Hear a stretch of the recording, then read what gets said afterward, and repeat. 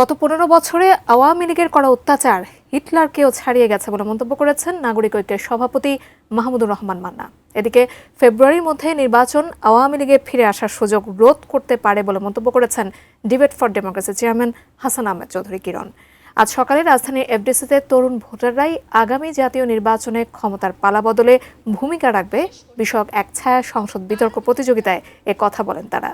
অনুষ্ঠানে দেশের নির্বাচন ব্যবস্থা ভেঙে দেওয়ার কারিগর সাবেক প্রধান বিচারপতি এবিএম খায়রুল হক উল্লেখ করে ইন্টারপোলের মাধ্যমে তাকে দেশে ফিরিয়ে আনার গ্রেপ্তার হওয়া সাবেক দুজন প্রধান নির্বাচন কমিশনার সহ এইচটি ইমামের মরণোত্তর বিচার দাবি করেন হাসান আহমেদ চৌধুরী কিরণ।